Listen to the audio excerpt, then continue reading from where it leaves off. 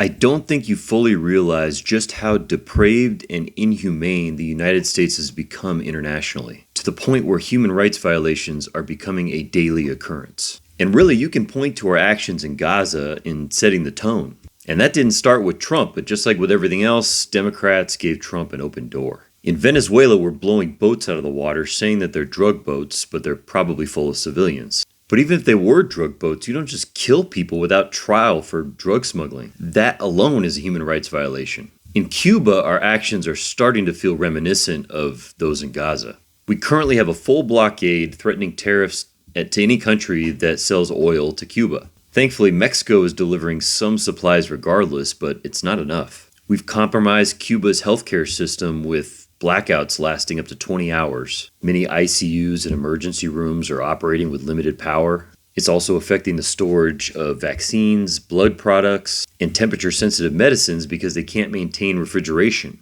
It's also affecting their food and water supply. More than 80% of Cuba's water supply depends on electricity, which they're not able to produce enough of. And the lack of fuel is also preventing the harvesting of crops, and so shelves are staying empty. All of these are individual human rights violations, but they also collectively constitute collective punishment, which is just a stone's throw away from things like genocide. In Iran, we're already engaging in a way sloppier way than we did in even Iraq. The Iranian Red Crescent is reporting 787 deaths, including a school full of young girls during school hours in just the first few days. And as I've explained in my previous videos, we've been engaged in collective punishment there for some time now. We've engaged in the systematic collapse of Iran's economy in many different ways, including using a prayer app for psyops. In Lebanon, 64,000 people have already been displaced.